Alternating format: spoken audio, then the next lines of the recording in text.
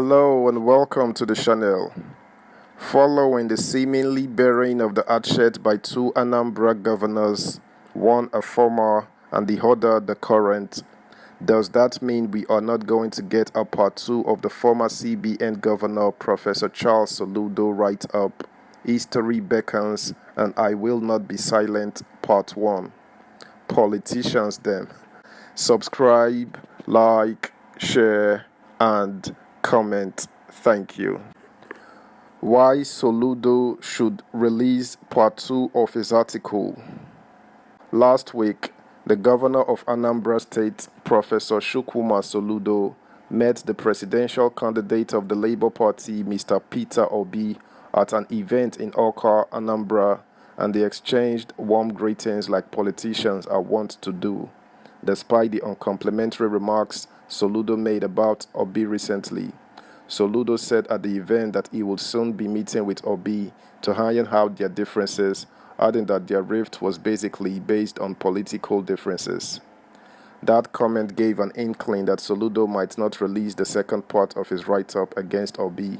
However, if Soludo fails to release the second part of that article, it will be a great disservice to himself, not completing the article with the excuse of trying to iron out his differences with Obi is shutting the stable door after the horse has bolted. It is very important for the integrity of Soludo that he completes the letter, so as to have the opportunity to eventually answer the question he sets out to answer in the first place. It is demeaning for an exceptionally intelligent academic of his standing to go off point. The kernel of the debate is Soludo's claim on Channels TV that the investment made by Obi in Anambra State is worth next to nothing. That elicited reactions from people.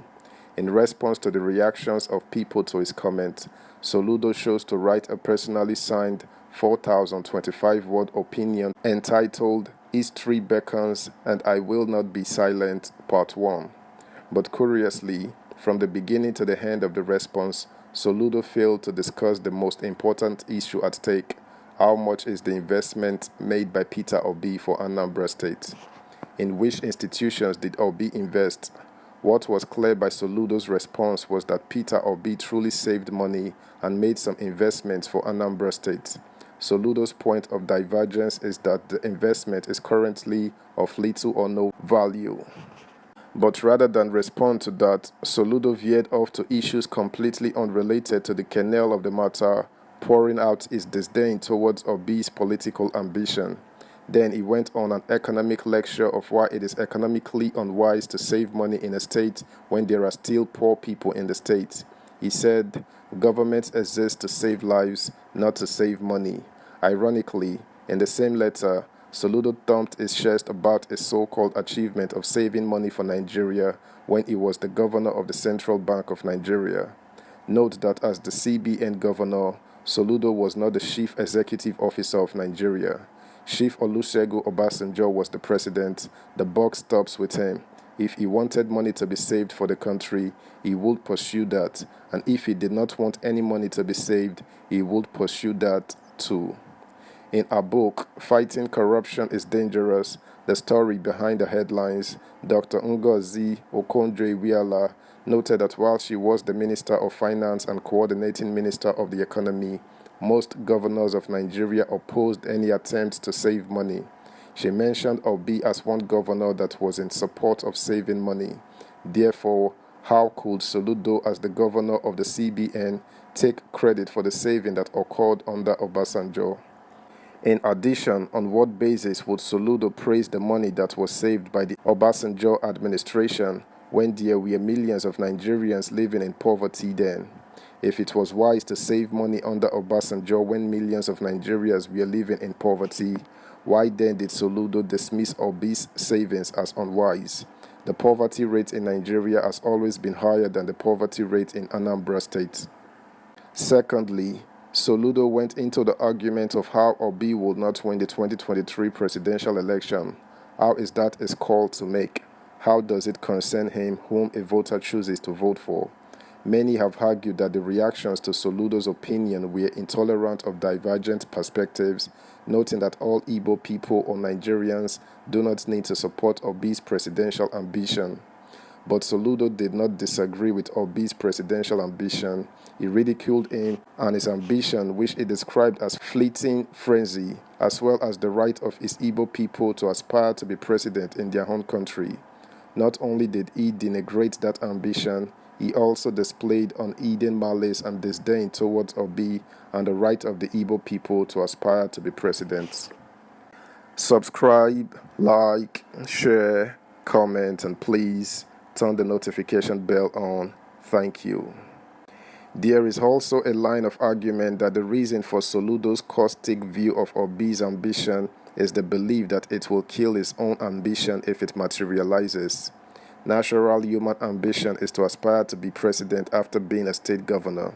If Obi succeeds in becoming president, it is obvious that every Igbo in his age bracket will no longer have the opportunity to be president again. It may take up to 40 years for another Igbo to be president, and by that time, people like Soludo will no longer be considered for such a position, even if they are still alive then. Some years ago, Obi stopped saying that he was a businessman and started saying that he is a trader. Why? The reason was that Soludo dismissed Obi's tenure as governor as that of a trader with no knowledge of the economics of governance. Similarly, Soludo made such derogatory statements against Professor Dora Akunyili, his sister-in-law. Soludo's wife is the daughter of Akunyili's elder sister, and Okondre Wiela as the Minister of Finance. Soludo is one of the most academically intelligent people one can find. He made a first class in economics at the University of Nigeria. Soludo became a professor at the age of 38. He has excelled in his practice. However, Soludo's strongest attribute is also the source of his weakness. His super academic intelligence brought haughtiness upon him, making him emotionally unintelligent, especially whenever he engages in a disagreement with someone. At such periods of disagreement, Soludo easily looks down on others and dismisses their intelligence and achievements. The irony in this whole issue is that Soludo is not contesting for president. Soludo's party has no chance of even winning a state in the presidential election.